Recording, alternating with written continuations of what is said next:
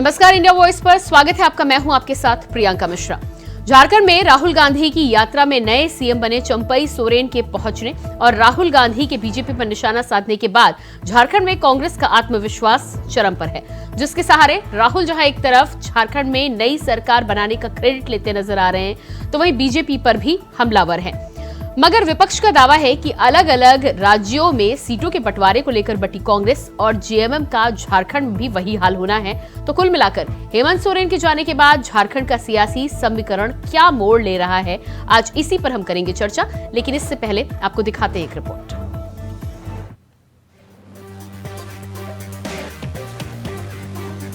झारखंड विधानसभा में मुख्यमंत्री चंपई सोरेन ने फ्लोर टेस्ट पास कर लिया है। उन्हें 47 विधायकों ने समर्थन दिया, लेकिन चंपई का विश्वास जिस बुनियाद पर टिका है, उस विश्वास को कांग्रेस नेता राहुल गांधी अपनी खोई हुई सत्ता वापस लाने में जुटे हैं। राहुल गांधी की न्याय यात्रा से भारत को एक तीर में बांधने की कोशिश की जा रही है।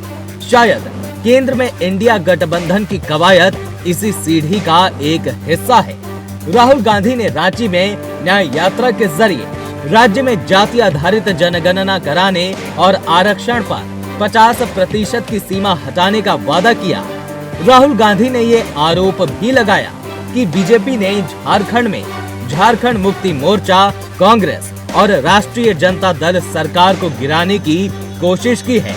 राहुल गांधी ने पूरे घटनाक्रम को जाति से जोड़कर कहा कि हेमंत सोरेन पर ये कार्रवाई इसलिए हुई क्योंकि मुख्यमंत्री एक आदिवासी थे। चंपई सरकार को बहुमत हासिल होने के घटनाक्रम को उन्होंने इंडिया गठबंधन की जीत से जोड़कर कहा कि हमने बीजेपी आरएसएस की साजिश को रोक दिया और गरीबों की सरकार की रक्षा की।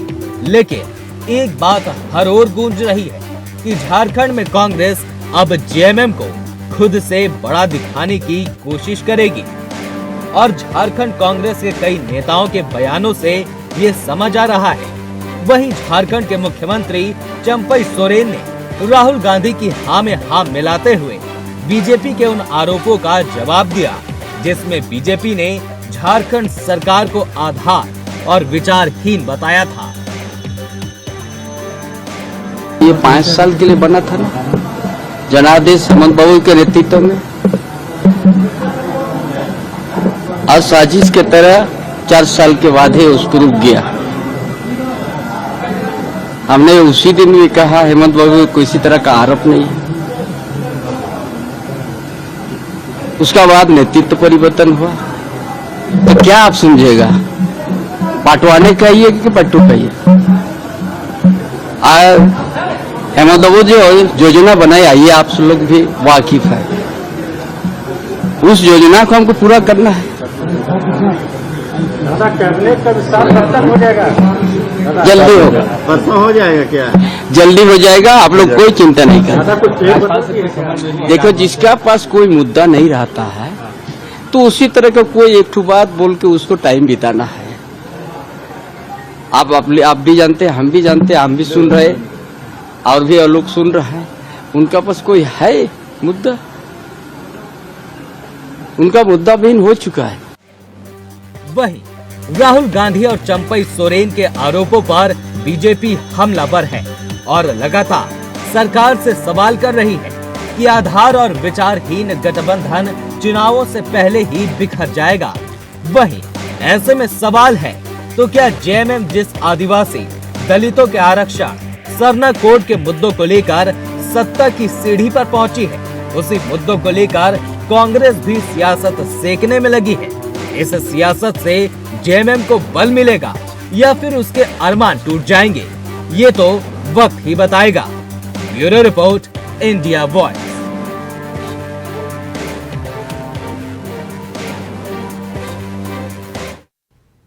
तो झारखंड में जिस तरह से चंपई सोरेन की सरकार को बहुमत मिलने के बाद सियासी समीकरण बदलते हुए नजर आ रहे हैं, भूमिकाएं बदलती हुई नजर आ रही हैं, उसी पर आज हम करेंगे चर्चा। सच्चिदानंद सिन्हा जी, नेता बीजेपी से हमारे साथ जुड़ चुके हैं, स्वागत है आपका। लक्ष्मी नारायण तिवारी जी, नेता कांग्रेस, हमारे साथ हैं, आपका भी बहुत बहुत स्वागत है। और दीपक कुमार जी, वरिष्ठ पत्रकार, हमारे साथ हैं, आपका भी बहुत बहुत स्वागत है।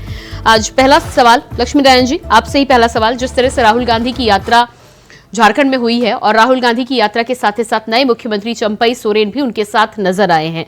साथ ही साथ राहुल गांधी के बयानों की यदि हम बात करें तो आदिवासी सरकार को बचाने की बात की जा रही है, बार्गेनिंग पावर की बात करें तो क्या आपको लग रहा है कि अब झारखंड में कांग्रेस की भूमिका बड़े भाई की होने वाली है या हो रही है? देखिए, झारखंड में बड़े भाई की भूमिका है कि छोटे भाई की भूमिका है, ये तो प्रजातंत्र में जनता तय करती है।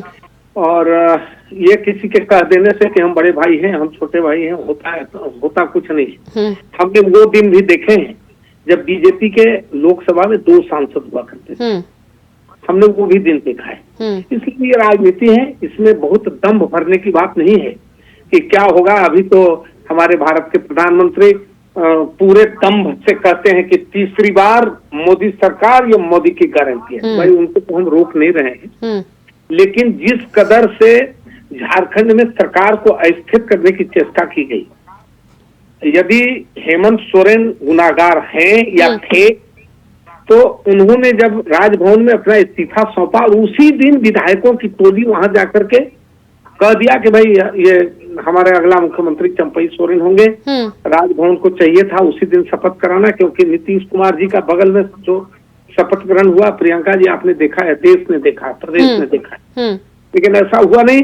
ये किन प्रकार में सरकार गिराने की कोशिश प्रयास थी, बहुत घृणित षड्यंत्र था, जिसको विधायकों ने एकजुट होकर के फेल किया। एक सवाल उठा रहे थे आजसू और बीजेपी के लोग कि विधायकों को यहाँ से शिफ्ट किया गया दूसरे राज्यों में। हम कह रहे हैं कि जब आप खरीद फरोख्त की राजनीति करती हैं, केंद्र में आपकी सरकार है और आप सूटकेस की राजनीति करते हैं, रुपया देते हैं, पद देते हैं, नहीं तो इसके साथ लक्ष्मी नारायण जी 2 सवाल उठते हैं। एक तरफ तो आप उनको कह रहे हैं कि खरीद फरोख्त की करते हैं, तो इसका मतलब है कि आपके भी विधायक बिकाऊ है ना फिर? अरे भाई बिकाऊ है, बीजेपी के विधायक अभी तक जो देश के इतिहास में बीजेपी के विधायक इधर से उधर नहीं हुए हैं ना। अब ये हम लिख करके नोट करके आपके डिबेट पर बैठे कि कौन विधायक टूटा, लेकिन इधर लगातार कुछ दिनों से और कुछ महीनों वर्षों से ये लगातार कुछ प्रयास चल रहा है कि हम बहुमत में नहीं हैं, इसके बाद भी हम विधायकों को तोड़ेंगे, खरीद फरोख्त करेंगे, मिलाएंगे, भ्रष्टाचार से मुक्ति देंगे, कमंडल का जल छीटेंगे, पवित्र करेंगे, वॉशिंग मशीन में डालेंगे, शुद्ध करेंगे और ले लेंगे। ठीक है, राहुल गांधी की यात्रा पर आते हैं। सच्चिदानंद जी, क्या लग रहा है आपको, जिस तरह से राहुल गांधी की यात्रा के बाद राहुल गांधी बीजेपी पर निशाना साधते हुए नजर आए हैं, साफ तौर पर आरोप लगाते हुए नजर आए हैं, और उन्होंने ये भी कहा कि बीजेपी की जो कोशिश थी उससे उन्होंने अपनी आदिवासी सरकार को बचाया है? नहीं प्रियंका जी, मैंने पिछले डिबेट में लगातार कहा है कि जब जेएमएम की सरकार जनाधार लेकर के सरकार बनाने का काम किया और जो घोषणा पत्र में वादा जो लोग किए थे 4 सालों में घोषणा पत्र के सभी वायदे फेल हो गए। नहीं, लेकिन सरकार तोड़ने की कोशिश तो आपने भी पूरी की थी ना? नहीं, सरकार तोड़ने की कोशिश पूरी नहीं की गई है। अगर सरकार तोड़ने की कोशिश की जाती तो विधायकों का खरीद फरोख्त का मामला कहीं ना कहीं उजागर होता। तो कहीं ऑपरेशन लोटस की बात आती है तो कहीं कांग्रेसी ऑपरेशन कीचड़ की बात करते हैं, वो क्या है फिर? आरोप प्रत्यारोप अलग बात है, लेकिन अगर विधायकों की खरीद फरोख्त की बात आती तो कहीं न कहीं मीडिया में वो चीज आता कि हाँ भाजपा की ओर से इनको जो है बरगलाया जा रहा है, खरीदा जा रहा है, प्रयास किया जा रहा है। सरकार गिराने की कोई मंशा नहीं। सच्चिदानंद जी, महाराष्ट्र में, बिहार में कुछ तो हुआ ना? नहीं, महाराष्ट्र में क्या होता है कि विचारधारा में अगर कहीं पर परिवर्तन होता है तो लोग फिर सांठगांठ करके अपना। नहीं, तो इसी बात का तो लक्ष्मी नारायण जी को डर था कि कहीं ऐसा ना हो कि आप ब्रेन वॉश करते, अपने वॉशिंग मशीन में डालते और उसके बाद फिर दिमाग की सफाई के साथ पूरी सफाई हो जाती और उनकी सरकार ही चली जाती।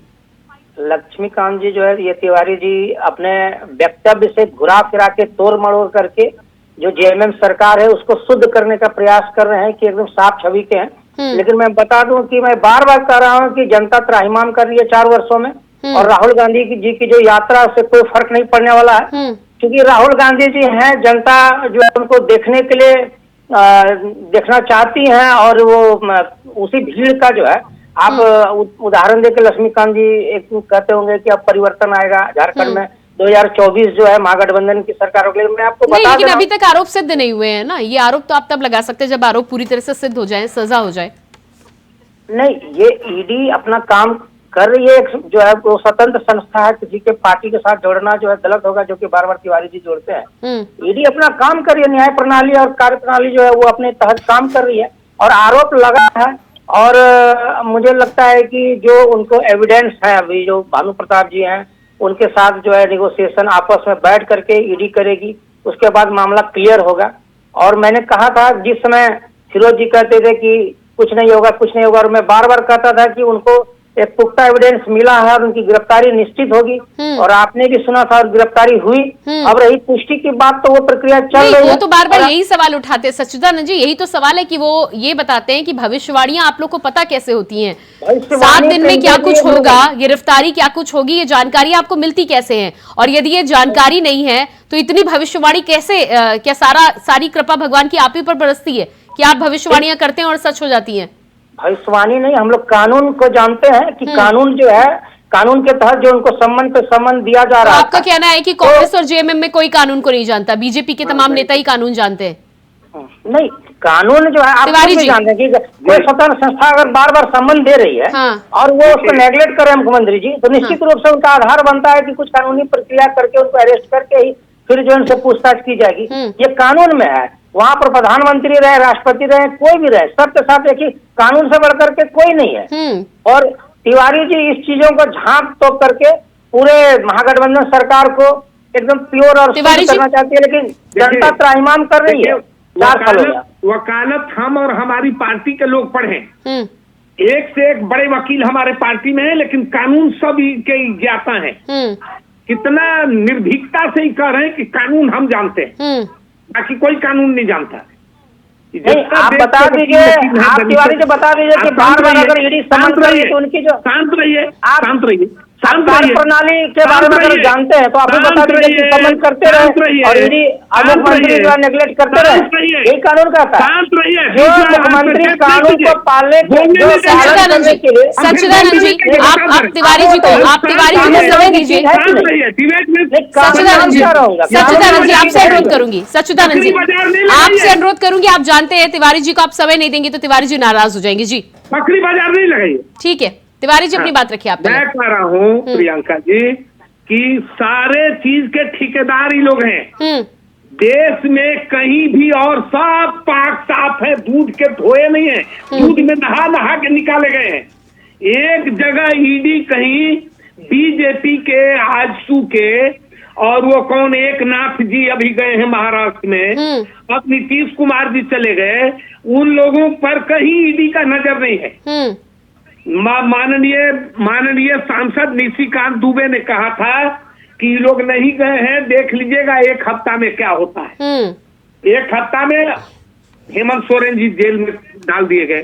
मैं ये निवेदन कर रहा हूँ कि आप जेल में डाल दिए, बहुत अच्छी बात है। मुख्यमंत्री ने विश्वास मत के दौरान, पूर्व मुख्यमंत्री ने विश्वास मत के दौरान सदन में ये बात जाकर के स्वीकार की है, कहा है कि यदि 8 एकड़ जमीन की भूमि का अगर कागज आप पटक दें, मैं राय की संन्यास ले लूंगा। तो अब देर किस बात की, उसको जल्दी से। ठीक है, मैं इस पर दीपक कुमार जी के पास आती हूँ। दीपक कुमार जी ने ये भी कहा था कि ठीक है, इस पर हम बाद में बातचीत करेंगे, वो तो जांच होगी तो पता चल जाएगा। दीपक कुमार जी, झारखंड में जो सियासी घटनाक्रम बदलते हुए नजर आ रहे हैं, जिस तरह से राहुल गांधी की न्याय यात्रा आपने देखा होगा, और जिस तरह का आत्मविश्वास, जिस तरह के बयान सामने आ रहे हैं, क्या लग रहा है आपको बार्गेनिंग पावर कांग्रेस का बढ़ता हुआ नजर आ रहा है? नहीं, ऐसी बात नहीं है प्रियंका जी। आप देखें कि जिस तरह बिहार के अंदर भी आप देखें उदाहरण को नहीं, लेकिन क्रेडिट लेने की उन्होंने कोशिश की है। उन्होंने कहा है आदिवासी सरकार को हमने बचाया है बीजेपी से। नहीं, यहाँ पे ये है कि उनका इस सेंस में राहुल गांधी का जो कल स्टेटमेंट रांची में जो सभा को संबोधित किया भारत जोड़ो न्याय यात्रा के तहत, उनका यह सेंस रहा कि हमारे जितने भी विधायक कांग्रेस के थे वह किसी भी तरह के खरीद फरोख्त के शिकार नहीं हुए, वह एकजुट रहे। मेरे सारे विधायक एकजुट रहे और उन्होंने अपनी एकजुटता सदन में दिखाई और उन्होंने बहुमत को साबित करवाया। तो उनका यह कहना है कि हमने सरकार को बचाने का काम किया जी। दूसरी बात यहाँ पे यह उठती है प्रियंका जी कि 9 तारीख को आरोप पत्र दाखिल किया जाएगा अदालत में ईडी के द्वारा। और अभी जो है आप ये बात को जान ले, सच्चिदानंद जी बैठे हुए पैनल में, ईडी ने कोई सबूत दिखा करके हेमंत सोरेन को अरेस्ट नहीं किया। उन्होंने स्ट्रॉन्ग एलिगेशन लगा करके उनको अरेस्ट किया है। और जिस एलिगेशन पे उन्होंने अरेस्ट किया है, अब वह एलिगेशन पेपर, वह आरोप पत्र 9 तारीख को उन्हें अदालत में जमा करना है और 12 तारीख को उस मामले पे सुनवाई होगी। और हेमंत सोरेन ने जो ईडी और उसके संबंध के खिलाफ जो उन्होंने कोर्ट में याचिका दायर की है, उसके ऊपर भी सुनवाई होगी। आप इस बात को देखिए प्रियंका जी, एक मुख्यमंत्री के पद पे बैठा हुआ व्यक्ति सदन के अंदर जो विधानसभा के स्पीकर होते हैं, वह जो है chief justice of high court के इक्विवेलेंट जुडिशियल पावर रखते हैं उनको। और वह सदन भी एक प्रकार की कहा जाए तो न्यायपालिका विधायिका होती है। उस सदन में कोई व्यक्ति इतना बड़ा दावा नहीं कर सकता है कि वो पेपर अगर है तो दिखा दे कि हेमंत सोरेन ने 8.5 एकड़ जमीन अपने नाम से लिया है। तो उन्होंने कहा कि मैं राजनीति क्या, मैं झारखंड छोड़ दूंगा। इतना बड़ा दावे में कुछ तो बात है प्रियंका जी, इतना बड़ा दावा कोई नहीं कर सकता गिरफ्तार होने के बाद भी। क्या कहना है इस पर आपका? तो कहीं ना कहीं जो है चालबाजी रही है। और प्रियंका जी थोड़ी मेरी बात को समय दिया जाए, थोड़ी मेरी बात को सुन लिया जाए। और जिस दावे की बात निशिकांत दुबे ट्विटर के दौरान कर रहे थे, कल उन्हीं के पार्टी के विधायक जो कि पूर्व मंत्री रहे रणधीर सिंह ने कहा कि निशिकांत दुबे के कारण पूरे सदन में विधायकों की किरकिरी हो रही है। निशिकांत दुबे ने सरकार ये विधायक तक की बात की कि विधायक हमारे संपर्क में है, इस तरह का बयानबाजी किया, जबकि प्रदेश अध्यक्ष ने ऐसी कोई स्टेटमेंट नहीं दिया। उन्होंने यहाँ तक अपने ही पार्टी के सांसद निशिकांत दुबे को नसीहत दे दी कि आप जो है मतलब पार्टी का मालिक मत बनिए। ठीक है। तो कहीं ना कहीं आप देख लीजिए कि आपसी की आज भी प्रियंका जी, आज के डेट में भी लगभग 2 बजे निशिकांत दुबे ने ट्वीट किया है कि मेरे इस ट्वीट को रिकॉर्ड कर ले पक्ष और विपक्ष, मैंने जो कहा वह होके रहेगा और मतलब कि ये विधायक टूटेंगे, यानी वो अपना प्रयास अभी भी जारी रखे हुए। सच्चिदानंद जी, इस पर आपका जवाब चाहिए। आरोप और प्रत्यारोप का जो दौर है वो राजनीतिक में चलता ही रहता है, उसमें कोई गुरेज नहीं है। लेकिन उसको एक इशू बना करके दिमाग में नहीं, लेकिन अगर आप ही की पार्टी में 2 तरह के मत नजर आ रहे हैं, यदि आप आरोप प्रत्यारोप राजनीति करना ही चाहते हैं तो कम से कम पार्टी में तो एक मत होना चाहिए ना। पार्टी में बिल्कुल एक मत है। अब कहीं किन्हीं को कहीं अगर थोड़ा सा लगता है कि ऐसा ना हो वैसा ना हो, तो वो प्रदेश अध्यक्ष तक अगर मैसेज जाता है तो वो ठीक ठाक करेंगे अपने स्तर से। लेकिन निशिकांत दुबे जी की जहां बात है, मैं आपको पहले भी बताया था कि उनकी सक्रियता इतनी रहती है और नियम कानून के इतने बड़े वो जानकार हैं, उनको पता है कि अब क्या होने वाला, अब क्या होने वाला। अगर किसी नियम का उल्लंघन कोई नेता करते हैं, चाहे वो मुख्यमंत्री हो चाहे कोई भी हो, तो उसी आधार पे वो अपना बयानबाजी देते हैं। अगर बयानबाजी देते हैं और संयोग बस वो सही हो जाता है तो सब लोग आरोप लगाते हैं निशिकांत दुबे जी को पहले पता कैसे चल जाता है। तो मैं तिवारी जी को ये पहले भी बोल रहा था नहीं, लेकिन अगर आप ईडी को स्वतंत्र संस्था होने की बात करते हैं, आपकी सरकार है, ईडी एक स्वतंत्र संस्था है, तो कहीं ना कहीं आपके नेता के बयानों की वजह से उसकी भूमिका पर भी संशय होता है। तो आपको नहीं लगता कि समय पर आपको अपने बयान रोकने चाहिए और एक समय के बाद ही बयान आने चाहिए? नहीं, ये तो प्रियंका जी सबकी अपनी अपनी अभिव्यक्ति है, वो अपना जो जिनको जो नहीं, तो फिर जब कांग्रेस आरोप लगाती है कि जानकारी कहां से हो जाती है, फिर आप कहते हैं कि संयोगवश होता है। ईडी जब एक स्वतंत्र संस्था है तो उस संस्था की जो जांच है उसका आपको सम्मान नहीं करना चाहिए क्या? देखिए, जो समझ की बात है प्रियंका जी, मैं कानून है कि 3 बार अगर किसी को नोटिस जाता है तो आप देखते होंगे कि थाना से भी जो है गिरफ्तारी वारंट नहीं, लेकिन फिर ये कहिए ना कि राजनीति है, राजनीति आपको करनी जरूर है। ईडी अपना काम करे तो करे, आपकी राजनीति चालू रहेगी। जी दीपक जी। प्रियंका जी, मैं ये कह रहा हूँ कि उन्होंने जैसे सच्चिदानंद कहा कि निशिकांत जी कानून के ज्ञाता है, कल चंडीगढ़ मेयर के चुनाव को लेकर के सुप्रीम कोर्ट का जजमेंट आपने भी देखा होगा। सुप्रीम कोर्ट ने कहा वीडियो देखने के बाद, this is the murder of democracy in the mayor election of Chandigarh. Nishikant ji का वहां पे कहाँ चला जाता है कानूनी ज्ञान जी, जब वहां पे इस तरह की घटना जिस पर सुप्रीम कोर्ट ने गहरी आपत्ति दर्ज की है।